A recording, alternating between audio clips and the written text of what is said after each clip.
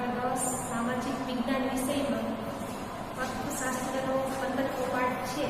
એમાં આગળ જોઈએ આજના દિવસના ટોપિક, જેમાં ઉત્પાદનના સાધનોની ફાળવણીની પદ્ધતિઓ. એટલે કે ઉત્પાદન છે એ કરવા માટે થઈ અને જે અલગ અલગ પદ્ધતિઓ અલગ અલગ દેશ અપનાવે છે એમની માહિતી અહીં આપેલી છે. તો આજના દિવસના ટોપિક છે બજાર પદ્ધતિ, ત્યાર પછી સમાજવાદી પદ્ધતિ અને મિશ્ર અર્થતંત્ર. પરીક્ષાની અંદર ત્રણેય પદ્ધતિ છે કે જેમના લક્ષણો, લાભ અને ગેરલાભ પરીક્ષામાં 3 કે 4 માર્કના પ્રશ્નમાં પૂછી શકાય છે. એ જોઈએ એ પહેલા અગાઉના લેક્ચરનું થોડું રિવિઝન જોઈ લઈએ. તો આની પહેલાના લેક્ચરમાં આપણે જોયું હતું કે ભારતીય અર્થકરણનું માળખું છે તે, એટલે કે ભારતનું અર્થતંત્ર છે એ કેવી રીતે ગોઠવાયેલું છે તે. તો ભારતના અર્થકારણનું માળખું છે તે 3 ક્ષેત્રમાં વહેંચાયેલું છે. એક છે પ્રાથમિક ક્ષેત્ર, બીજું છે માધ્યમિક ક્ષેત્ર અને ત્રીજું છે સેવાનું ક્ષેત્ર. કે પ્રાથમિક ક્ષેત્ર છે એમાં ખેતી અને ખેતી સાથે જોડાયેલી અન્ય પ્રવૃત્તિઓ જેમ કે પશુપાલન, જંગલી પેદાશો એકઠી કરવી, મરઘા અને બતકાનો ઉછેર કરવો, મત્સ્ય સંવર્ધન વગેરે.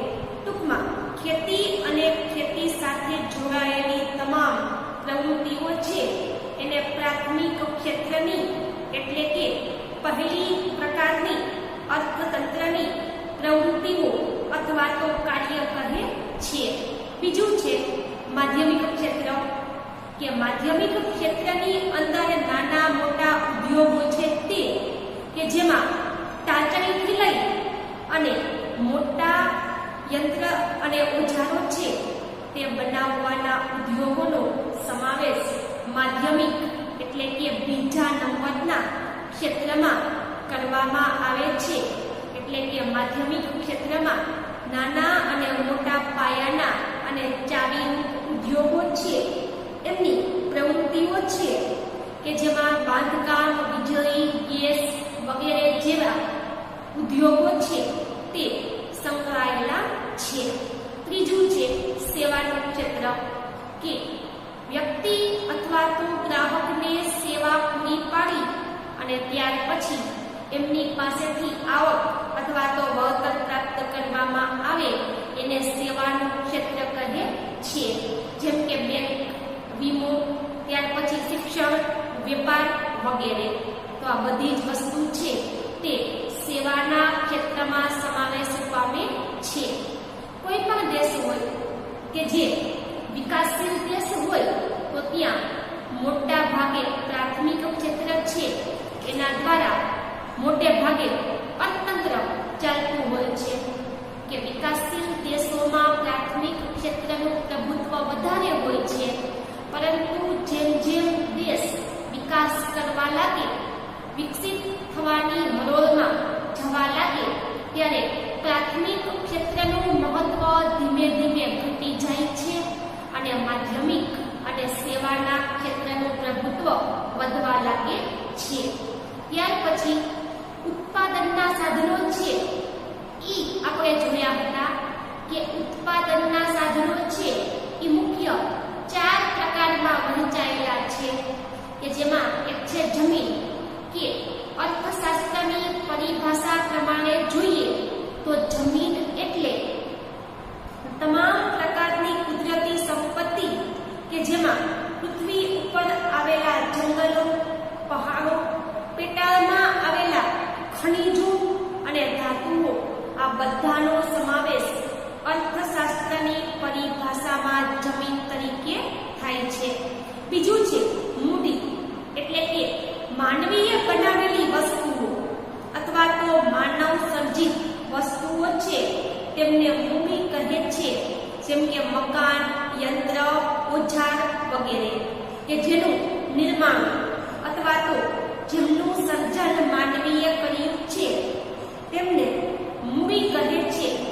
ત્યાર પછી છે શ્રમ, કે ભૌતિક વળતરની એટલે કે કામના બદલામાં વળતરની અપેક્ષા રાખવામાં આવતી હોય એવા શારીરિક એટલે કે શરીરથી થતા અથવા તો માનસિક એટલે કે બુદ્ધિ દ્વારા થતા કોઈ પણ કાર્યને શ્રમ કહે છે. ટૂંકમાં શારીરિક કે માનસિક ભૌતિક વળતરની અપેક્ષાએ કરવામાં આવતું કોઈ પણ કાર્ય છે તેમને શ્રમ કહે છે. ચોથું છે નિયોજક અથવા તો નિયોજન, કે જમીન, મૂડી અને શ્રમ આ ત્રણેય વસ્તુ છે એને યોગ્ય દિશામાં ગોઠવી રાખનાર અથવા તો એમનું યોગ્ય વ્યવસ્થાપન કરનાર ને વ્યક્તિને નિયોજન અથવા તો નિયોજક કહે છે. કે ઉત્પાદનના ચારેય સાધનો છે કે જેમાં જમીન, મૂડી અને શ્રમ એમને યોગ્ય રીતે ગોઠવી શકનાર વ્યક્તિને નિયોજન અથવા તો નિયોજક કહે છે. આમ ઉત્પાદનના સાધનો છે એ મુખ્ય 4 પ્રકારો ધરાવે છે. ત્યાર પછી છે ઉત્પાદનના સાધનોની ફાળવણીઓ. તો ઉત્પાદન છે એમના સાધનોની ફાળવણી કરતી વખતે 3 થી 4 બાબત ધ્યાનમાં રાખવી જોઈએ. એમાં પહેલું અમર્યાદિત જરૂરિયાતો, એટલે કે માનવી છે એ જન્મથી મૃત્યુ સુધી અનેક પ્રકારની જરૂરિયાતો ધરાવે છે, પરંતુ માનવીએ નક્કી કરવાનું છે કે કઈ જરૂરિયાત પહેલા અને કઈ જરૂરિયાત પછી સંતોષવી. એટલે કે માનવીની અમર્યાદિત જરૂરિયાતો છે એમાંથી માનવીને યોગ્ય લાગે એવી જરૂરિયાત તેમણે પસંદ કરવાની છે. ત્યાર પછી છે જરૂરિયાતોમાં અગત્યનો ક્રમ, એટલે કે કઈ જરૂરિયાતને વધુ મહત્વ આપવું અને કઈ જરૂરિયાતને ઓછું મહત્વ આપવું એ માનવીએ નક્કી કરવાનું છે. ઉદાહરણ તરીકે ભૂખ લાગી હોય અને ફિલ્મ જોવા જવું હોય તો ભૂખની જરૂરિયાત પહેલા પૂરી કરવી પડે અને ફિલ્મ જવાની જરૂરિયાત છે એ પછી પૂરી કરવામાં આવે છે. ત્યાર પછી છે મર્યાદિત સાધનો, કે માનવીની જરૂરિયાતો અસંખ્ય કે અમર્યાદિત હોય છે, જ્યારે એમને પૂરી કરવા માટેના સાધન છે તે મર્યાદિત હોય છે. એટલા માટે માનવીએ કરકસરપૂર્વક તેમનો ઉપયોગ કરવો જોઈએ. ત્યાર પછી છે સાધનોનો વૈકલ્પિક ઉપયોગ, કે કોઈ પણ એક સાધન છે એ એક સમયે એક જ ઉપયોગમાં આવી શકે છે. એટલે કે કોઈ એક સમયે એમનો એક ઉપયોગ કરવામાં આવે ત્યારે બીજો ઉપયોગ તેમનો જતો કરવો પડે છે. તો માનવી છે, ઉદાહરણ તરીકે કોઈ ખેતરમાં તેમણે ઘઉં વાવ્યા છે તો એમણે ડાંગર, કપાસ કે શેરડી જેવા પાક છે એમનું વાવેતર જતું કરવું પડે છે. આમ સાધનો છે એ વૈકલ્પિક ઉપયોગ ધરાવતા હોવાને કારણે કોઈ એક સમયે એક જ વાર આપણે એમનો ઉપયોગ કરી શકીએ છીએ.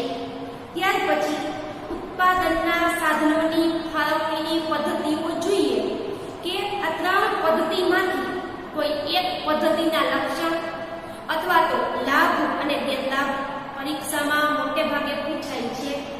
ઉત્પાદનના સાધનોની શ્રેષ્ઠ ફાળવણી કરી અને વધુમાં વધુ ઝડપથી આર્થિક વિકાસ પ્રાપ્ત કરવા માટે દરેક દેશ પ્રયત્ન કરે છે. કે ઉત્પાદનના સાધનો છે એમની શ્રેષ્ઠ એટલે કે સારામાં સારી ફાળવણી એટલે વહેંચણી, કે ઉત્પાદનના સાધન છે એની સારામાં સારી રીતે વહેંચણી કરી અને વધુમાં વધુ ઝડપથી આર્થિક વિકાસ થાય એવું દરેક દેશ ઈચ્છે છે. ઉત્પાદનના સાધનોની ફાળવણીની મુખ્ય 2 પદ્ધતિઓ છે, કે ઝડપથી ઉત્પાદન કરવા માટે થઈ અને મોટે ભાગે 2 પદ્ધતિઓ અમલમાં છે, જેમાં એક છે બજાર પદ્ધતિ અને સમાજવાદી પદ્ધતિ.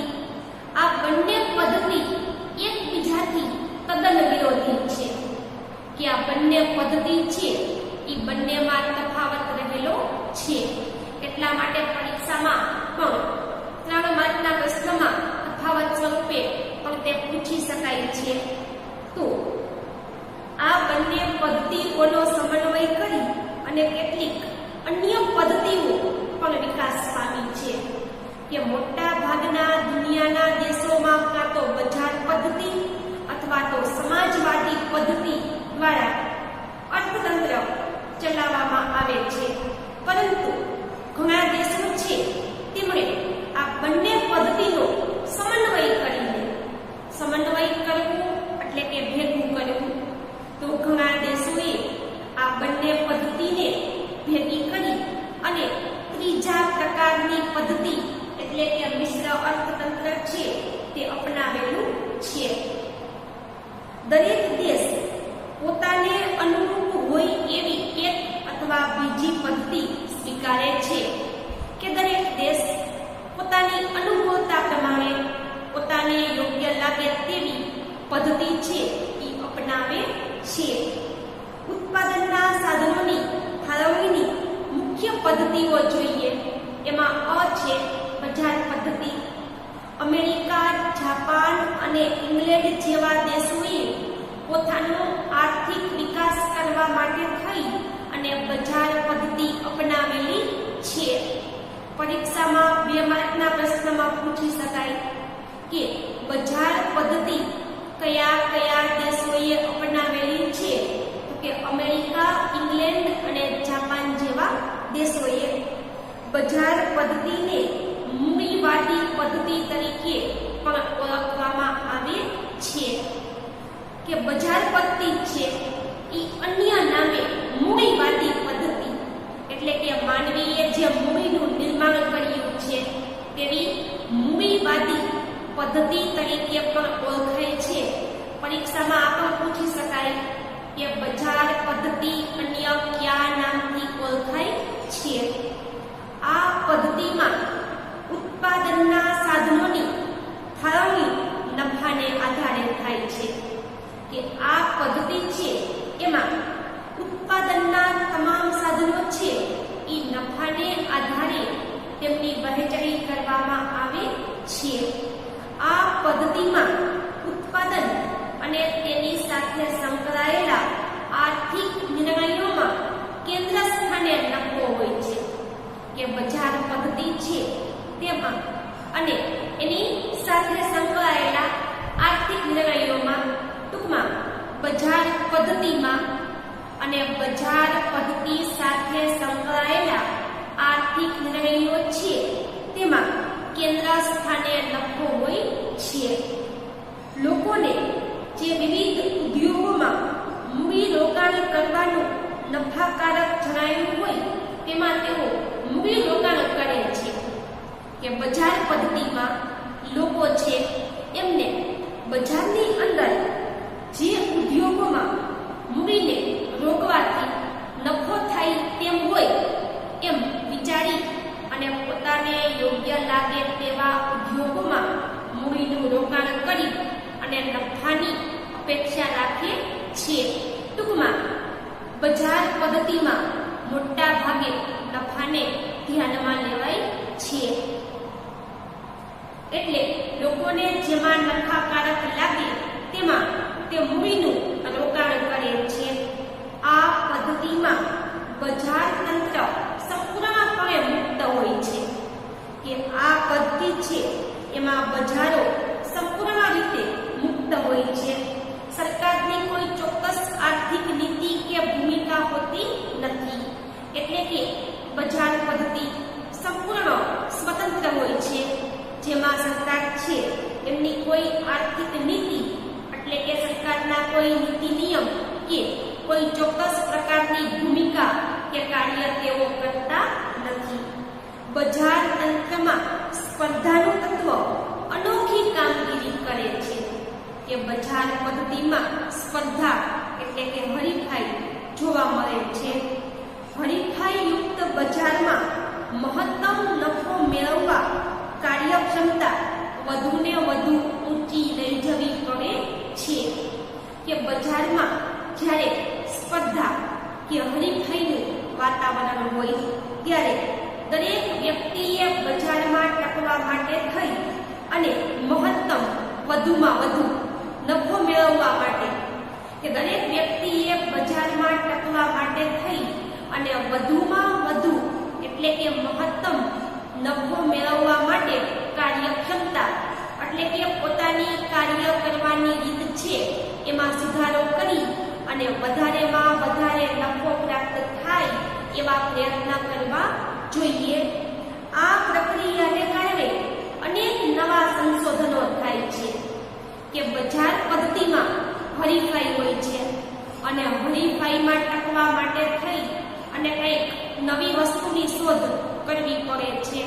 તો મોટા ભાગના લોકો છે એ બજાર પદ્ધતિની અંદર નવા સંશોધનો કરી અને ટકી રહેવાનો પ્રયત્ન કરે છે અને ઉત્પાદનની નવી પદ્ધતિઓ શોધી અને ઝડપથી ઉત્પાદન કેમ કરવું એ માટે થઈ અને સ્પર્ધા લોકો વચ્ચે થાય છે જેના દ્વારા ઉત્પાદન મહત્તમ થાય છે કે બજાર પદ્ધતિમાં નફો મેળવવાના ઉદ્દેશ્યથી મોટા ભાગના લોકો નવા સંશોધન કરે છે જેમનાથી ઝડપથી ઉત્પાદન કરી શકાય છે.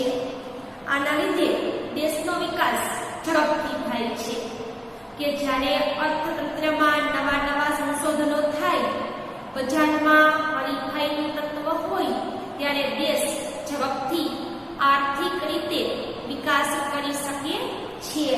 આમ બજાર પદ્ધતિમાં સ્પર્ધા કે હરીફાઈનું તત્વ અદ્રશ્ય હાથની જેમ સમગ્ર બજાર ઉપર નિયંત્રણ રાખે છે કે બજાર પદ્ધતિમાં સ્પર્ધા કે હરીફાઈ છે એ અદ્રશ્ય હાથની જેમ આપણને દેખાય. એટલે કે સ્પર્ધા કે હરીફાઈને આપણે પ્રત્યક્ષ રીતે જોઈ ન શકીએ. અદ્રશ્ય હાથ જેવી રીતે કામ કરતો હોય, અદ્રશ્ય હાથ એટલે કે કલ્પના કરી છે તો કે જેવી રીતે અદ્રશ્ય હાથ કામ કરતો હોય તેવી રીતે સ્પર્ધા કે હરીફાઈ બજાર પદ્ધતિમાં જોવા મળે છે. અને આ પદ્ધતિમાં રાજ્યનો એટલે કે સરકારનો હસ્તક્ષેપ ન હોવાથી તેમને મુક્ત અર્થતંત્રની પદ્ધતિ પણ કહે છે કે બજાર પદ્ધતિમાં સરકાર કોઈ પણ પ્રકારની નીતિ, નિયમ કે ભૂમિકા ભજવતી નથી. એટલા માટે થઈ અને રાજ્ય એટલે કે દેશની સરકાર છે એમનો હસ્તક્ષેપ એટલે કે દખલગીરી કરવી કે બીજાના કામમાં ધ્યાન આપવું કે બીજાના કામમાં દખલગીરી કરવી.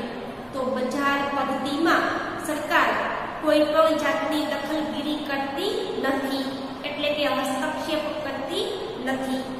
આમ આ પદ્ધતિને મુક્ત અર્થતંત્રની પદ્ધતિ પણ કહે છે કે બજાર પદ્ધતિ છે તે અન્ય નામે મૂડીવાદી પદ્ધતિ અથવા તો મુક્ત અર્થતંત્રની પદ્ધતિ તરીકે પણ ઓળખાય છે. બજાર પદ્ધતિના લક્ષણો જોઈએ. પરીક્ષામાં 3 માર્કના પ્રશ્નમાં પૂછી શકાય. એમાં પહેલું, ઉત્પાદનના સાધનોની માલિકી વ્યક્તિગત અથવા ખાનગી હોય છે કે બજાર પદ્ધતિમાં ઉત્પાદનના સાધનો કાં તો કોઈ એક વ્યક્તિ અથવા તો ખાનગી એકમના હાથમાં હોય છે, ટૂંકમાં જાહેર હોતા નથી. બીજું, બજાર પદ્ધતિમાં આર્થિક પ્રવૃત્તિના કેન્દ્રમાં નફો હોય છે કે બજાર પદ્ધતિમાં તમામ પ્રકારની આર્થિક પ્રવૃત્તિઓ છે તે નફાને ધ્યાનમાં રાખી અને કરવામાં આવે છે. ત્રીજું, ગ્રાહકોને પસંદગી કરવાની વિશાળ તક મળે છે કે બજાર પદ્ધતિમાં સ્પર્ધાનું તત્વ કે હરીફાઈનું તત્વ હોવાને કારણે ઘણી બધી વસ્તુઓ એક જ અલગ કંપનીઓની એકસરખી મળતી હોય છે.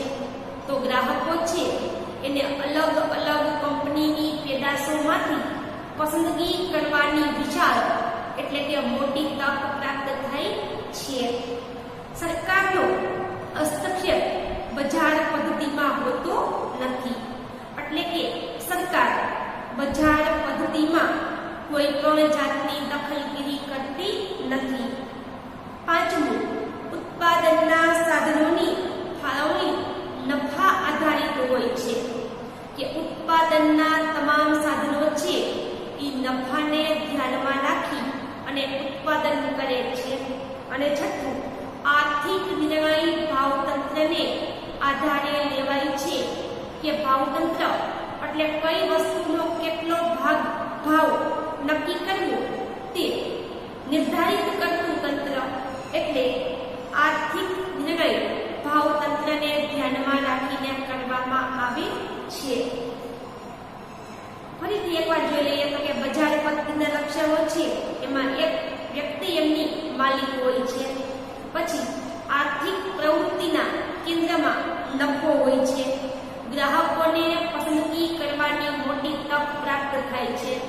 સરકાર કોઈ પણ જાતની દખલગીરી કરતી નથી. ઉત્પાદનના સાધનો છે એ નફાને આધારે એમની ફાળવણી કરવામાં આવે છે. અને આર્થિક નિર્ણયો ભાવતંત્રને ધ્યાનમાં રાખી અને કરવામાં આવે છે. ત્યાર પછી છે બજાર પદ્ધતિના લાભ. બજાર પદ્ધતિમાં વ્યક્તિનું આર્થિક સ્વાતંત્ર્ય જળવાય છે, કે દરેક વ્યક્તિ આર્થિક રીતે બજાર પદ્ધતિમાં સ્વતંત્રતાનો અનુભવ કરે છે. બીજું, ઉત્પાદનના સાધનોનો મહત્તમ અને કાર્યક્ષમ ઉપયોગ કરવામાં આવે છે, કે ઉત્પાદનના સાધનો છે એમનો મહત્તમ એટલે કે વધુમાં વધુ અને કાર્યક્ષમ એટલે કે ખૂબ સારી રીતે ઉપયોગ કરવામાં આવે છે. ત્રીજું, મહત્તમ ઉત્પાદન હાંસલ કરી શકાય છે, એટલે કે વધારેમાં વધારે ઉત્પાદન હાંસલ કરવું એટલે કે મેળવવું. વધારેમાં વધારે ઉત્પાદન મેળવી શકાય છે. ચોથું, અર્થતંત્રમાં નવા સંશોધનો થતા રહે છે, પરિણામે આર્થિક વિકાસ ઝડપથી થાય છે. એટલે કે અર્થતંત્રમાં નવા સંશોધન થાય, હરીફાઈને કારણે પરિણામે આર્થિક વિકાસ ઝડપથી થાય છે. સ્પર્ધાને કારણે વસ્તુની ગુણવત્તા શ્રેષ્ઠ બને છે, કે લોકોએ બજારમાં ટકવું હોય તો વસ્તુને સારી બનાવવી પડે છે. તો બજારમાં હરીફાઈ હશે તો વ્યક્તિ સારામાં સારી ગુણવત્તાની વસ્તુ બનાવવાનો પ્રયત્ન કરશે, તો જ તે ટકી શકશે. ફરીથી બજાર પદ્ધતિના લાભ અથવા તો બજાર પદ્ધતિના ફાયદા પરીક્ષામાં બંને રીતે પૂછી શકાય. બજાર પદ્ધતિના ફાયદા અથવા તો લાભ જણાવો. તો બજાર પદ્ધતિમાં વ્યક્તિનું આર્થિક સ્વાતંત્ર્ય જળવાય છે. બજાર પદ્ધતિ છે એમાં ઉત્પાદનના સાધનોનો વધારેમાં વધારે સારી રીતે ઉપયોગ કરવામાં આવે છે. ત્રીજું, મહત્તમ એટલે કે વધારેમાં વધારે ઉત્પાદન હાંસલ કરી શકાય છે અથવા તો વધારેમાં વધારે ઉત્પાદન મેળવી શકાય છે. અર્થતંત્રમાં નવા સંશોધનો થાય એટલે મોટે ભાગે આર્થિક વિકાસ ઝડપથી થાય છે. અને સ્પર્ધાનું તત્વ હોવાને કારણે લોકો સારામાં સારી ગુણવત્તાની વસ્તુ બનાવવાનો પ્રયત્ન કરે છે. ત્યાર પછી છે બજાર પદ્ધતિની મર્યાદાઓ અથવા તો ખામીઓ અથવા તો ગેરલાભ. ત્રણેય રીતે પૂછી શકાય, કે કાં તો બજાર પદ્ધતિની મર્યાદાઓ જણાવો, અથવા તો એમના ગેરલાભ જણાવો, અથવા તો એમની ખામીઓ જણાવો. બજાર પદ્ધતિમાં અનેક પ્રકારના લાભ છે, છતાં તે સંપૂર્ણ પદ્ધતિ નથી. એમની મર્યાદા જોઈએ.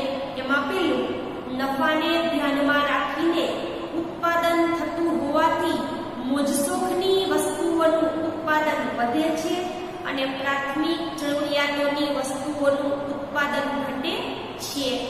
કે બજાર પદ્ધતિમાં નફાને ધ્યાનમાં લેવામાં આવે છે, એટલે શ્રીમંત વ્યક્તિની મોજ શોખ કરવાની વસ્તુઓ છે કે જે નકામી છે એનું વધુ ઉત્પાદન થાય છે, જ્યારે ગરીબ લોકો છે એમની પ્રાથમિક જરૂરિયાતો જેમ કે ખોરાક, કપડાં, શિક્ષણ, મનોરંજન વગેરે જેવી સેવાઓ છે એ પૂરતા પ્રમાણમાં એમનો વિકાસ થઈ શકતો નથી.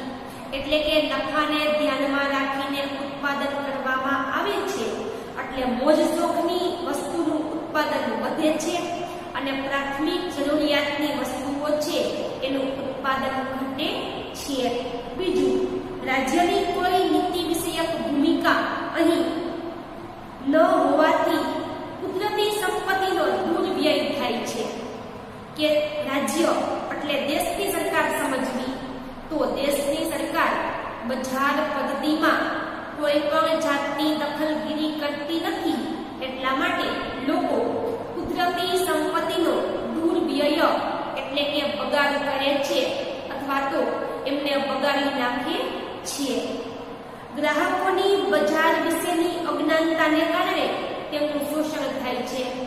કે ગ્રાહકો બજારમાં જાય ત્યારે વસ્તુઓથી તે અજ્ઞાન હોય છે, એટલા માટે મોટે પાયે તેમનું શોષણ એટલે કે એમને પાસેથી વધારે પૈસા લઈ અને હલકી ગુણવત્તાની વસ્તુઓ અજ્ઞાનતાને કારણે ગ્રાહકોને આપવામાં આવે છે. સંપત્તિ અને આવકનું કેન્દ્રીકરણ થવાથી આવકની અસમાનતામાં વધારો થાય છે.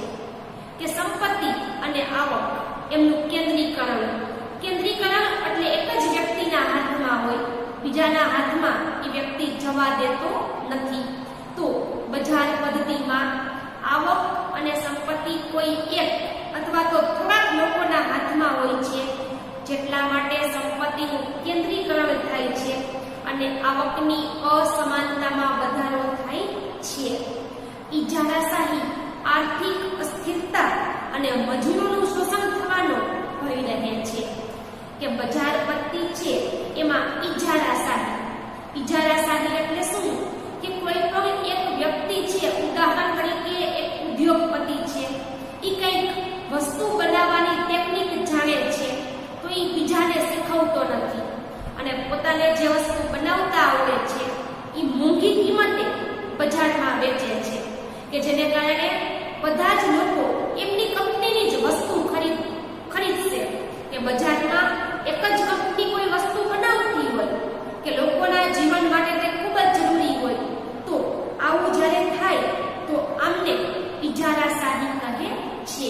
ટૂંકમાં ઇજારાશાહી એટલે કે કોઈ એક વ્યક્તિ છે એના હાથમાં તમામ પ્રકારની ઉત્પાદન કરવાની રીત હોય છે. આર્થિક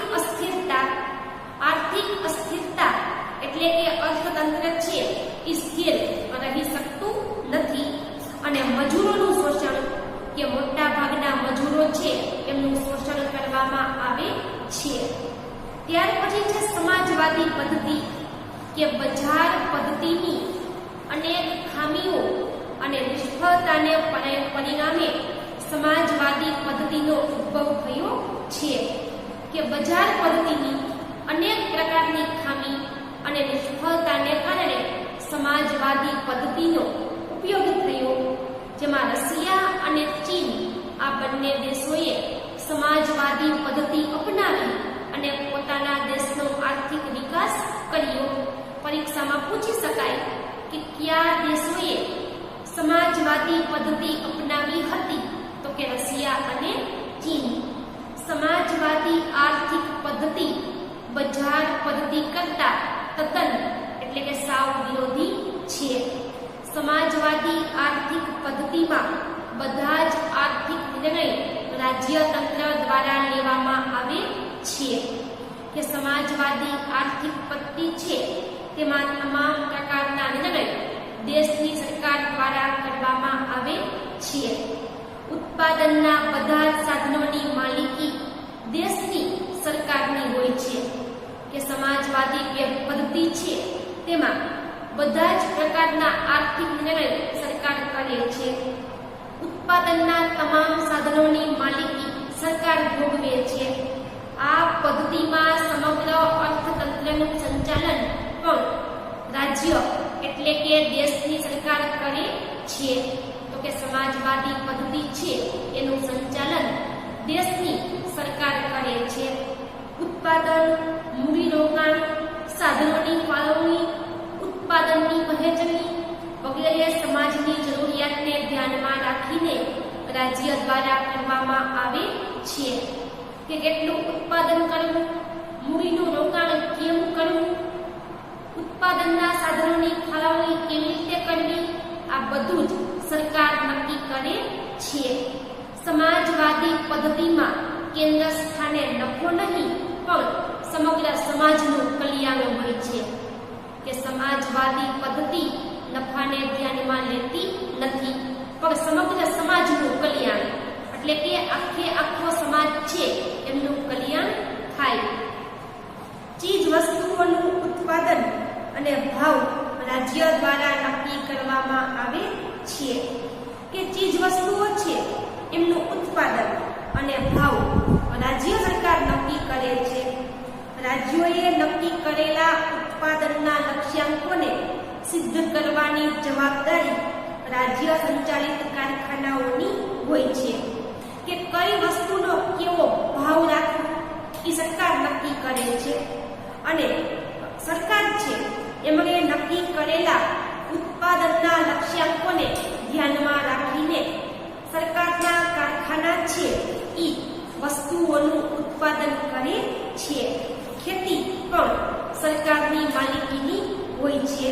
શ્રમિકોને તેમની ક્ષમતા મુજબ વેતન મળવા છે અને તે પ્રમાણે એમને કામ આપવામાં આવે છે. કે શ્રમિકો એટલે કે મજૂરો છે એ પોતાની ક્ષમતા એટલે કે મજૂરો પોતાની શક્તિ પ્રમાણે કામ મેળવે છે અને એ પ્રમાણે તેમને વેતન એટલે કે પગાર મળે છે. સમાજવાદી પદ્ધતિના લક્ષણો જોઈએ તો ઉત્પાદનના સાધનોની માલિકી સરકારની એટલે કે રાજ્યની હોય છે. કે ઉત્પાદનના તમામ સાધનો છે એમની માલિકી સરકાર ભોગવે છે. બીજું, અર્થતંત્રમાં બધા જ આર્થિક નિર્ણય સરકાર દ્વારા કરવામાં આવે છે. કે સમાજવાદી પદ્ધતિ છે એમાં અર્થતંત્રના તમામ નિર્ણયો છે એ સરકાર કરે છે. આર્થિક પ્રવૃત્તિમાં કેન્દ્ર સ્થાને નફો નહીં પણ સમાજનું હિત છે. કે કોઈ પણ પ્રકારની આર્થિક પ્રવૃત્તિ હોય એમાં કેન્દ્ર સ્થાને નફો નહીં પણ સમાજનું હિત એટલે કે સમાજનું કલ્યાણ રહેલું છે. શ્રમિકોને એટલે કે મજૂરોને કામના બદલા આપવામાં આવે છે. સમાજવાદી પદ્ધતિના લાભ સમાજની જરૂરિયાત મુજબ ઉત્પાદન થવાથી બિનજરૂરી કે મોજશોખની વસ્તુઓનું ઉત્પાદન થતું નથી. કે સમાજને કઈ વસ્તુની જરૂરિયાત છે એમ ઉત્પાદન કરી અને મોજશોખની અને બિનજરૂરી વસ્તુઓનું ઉત્પાદન કરવામાં આવતું નથી. આ પદ્ધતિમાં ઉત્પાદનના નિર્ણયો સરકાર કરે છે એટલે કુદરતી સંપત્તિનો બગાડ થતો નથી. એટલે કે ઉત્પાદનના તમામ નિર્ણય સરકાર કરે છે એટલે લોકો કુદરતી સંપત્તિનો દુર્વ્યય એટલે કે બગાડ કરતા નથી. આવક અને સંપત્તિની અસમાનતા દૂર કરી અને બધાની વચ્ચે સમાનતાપૂર્વક વહેંચી દેવામાં આવે છે. ગ્રાહકોનું શોષણ કરવામાં આવતું નથી. સમાજવાદી પદ્ધતિની મર્યાદાઓ અથવા તો ખામીઓ કે સમાન વહેંચણી અને સામાજિક કલ્યાણના ઉમદા ધ્યેય સાથે અમલમાં આવેલી સમાજવાદી પદ્ધતિના પણ કેટલીક મર્યાદાઓ કે ખામીઓ જોઈએ. તો કે સમાજવાદી પદ્ધતિ છે એ સમાન વહેંચણી અને સમાજ કલ્યાણના ઉમદા એટલે કે સારામાં સારા હેતુથી બની છે છતાં પણ એમની ખામીઓ જોઈએ તો ઉત્પાદનના સાધનોની માલિકી રાજ્યની હોવાથી ઉત્પાદન વધારવા માટે પ્રોત્સાહન અપાતું નથી. કે ઉત્પાદનના સાધનો છે એમની માલિકી સરકારની હોય છે એટલે ઉત્પાદન વધુ કરવા માટે લોકોને પ્રોત્સાહન આપવામાં આવતું નથી. સ્પર્ધા કે હરીફાઈને કારણે અર્થતંત્રમાં સંશોધનને વેગ મળતો નથી, કે સમાજવાદી પદ્ધતિમાં સ્પર્ધા કે હરીફાઈ ન હોવાને કારણે અર્થતંત્ર છે એ ઝડપથી આર્થિક વિકાસ કરી શકતું નથી. આ પદ્ધતિમાં વ્યક્તિનું સ્વાતંત્ર્ય જળવાતું નથી, કે સમાજવાદી પદ્ધતિ સરકારના હાથમાં હોવાથી વ્યક્તિને કોઈ પણ જાતની સ્વતંત્રતા મળતી નથી. રાજ્યનો સંપૂર્ણ હસ્તક્ષેપ હોવાથી અમલદારશાહીનો ભય રહે છે, કે સરકાર છે એના પૂરેપૂરા હાથમાં સમાજવાદી પદ્ધતિ હોવાને કારણે અમલદારશાહી એટલે કે માલિક અને નોકર વચ્ચેના સંબંધો, કે સરકારના હાથમાં તમામ પ્રકારની પ્રવૃત્તિ હોવાને કારણે, કે સરકારની દખલગીરી હોવાને કારણે મોટા ભાગે માલિક અને નોકર જેવા સંબંધો સમાજવાદી પદ્ધતિમાં જોવા મળે છે.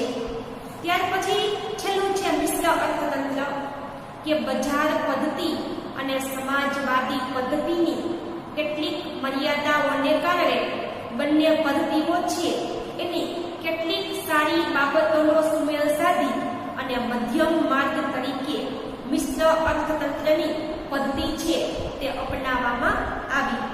કે બજાર પદ્ધતિ અને સમાજવાદી પદ્ધતિ છે એની ઘણી બધી મર્યાદાઓ હતી, એટલે આ બંને પદ્ધતિમાં રહેલી સારી બાબતો છે એમનો સુમેળ સાધીને, એટલે કે આ બંને પદ્ધતિની સારી બાબત લઈ અને મધ્યમ એટલે કે વચલો માર્ગ પસંદ કરી અને મિશ્ર અર્થતંત્રની પદ્ધતિ વિકસાવવામાં આવી.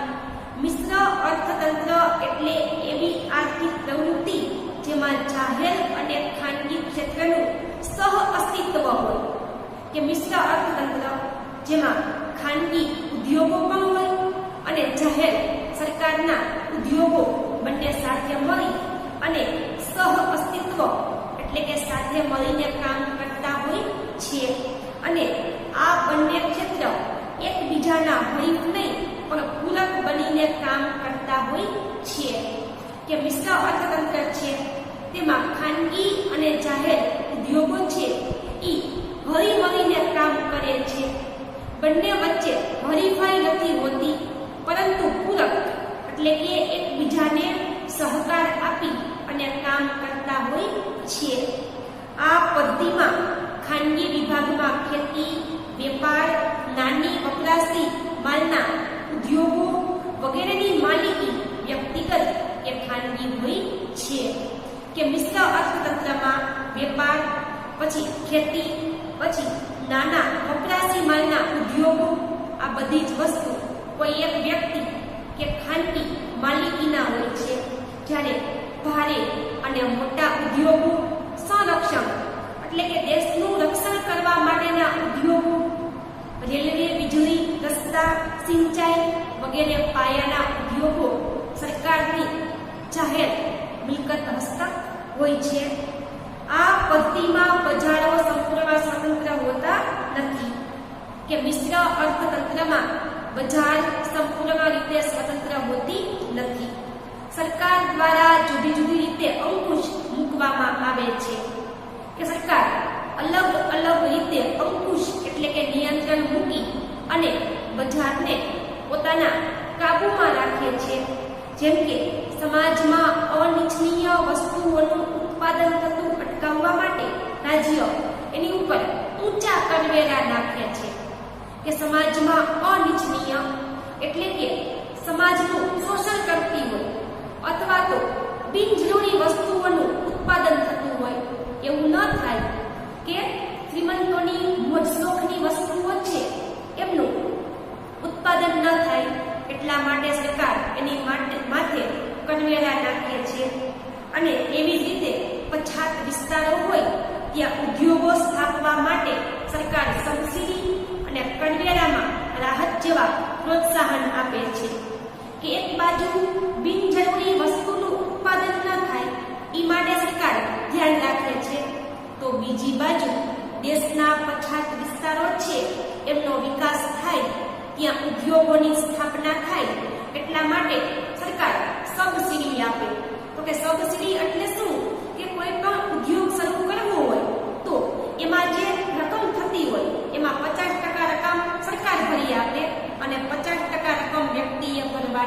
હોય. એવી રીતે કરવેરામાં રાહત કે સરકાર જે ટેક્સ લગાવે એ ટેક્સ છે એમાં રાહત આપી અને પછાત વિસ્તારોને વિકસાવવામાં આવે છે. આમ મિશ્ર અર્થતંત્ર એ એવી આર્થિક પદ્ધતિ છે જેમાં આર્થિક નિર્ણયોની પ્રક્રિયામાં આર્થિક આયોજનને મુખ્ય સ્થાન આપવામાં આવ્યું છે. માટે ખાનગી અને જાહેર સાહસોનું અસ્તિત્વ સ્વીકારવામાં આવ્યું છે કે મિશ્ર અર્થતંત્ર છે એમાં ખાનગી અને જાહેર બંને ઉદ્યોગો છે એને સમાન રીતે એમનું ધ્યાન રાખવામાં આવ્યું છે. આ પદ્ધતિમાં અંકુશ કે નિયંત્રણ હોવાથી એમને નિયંત્રિત આર્થિક પદ્ધતિ પણ કહે છે.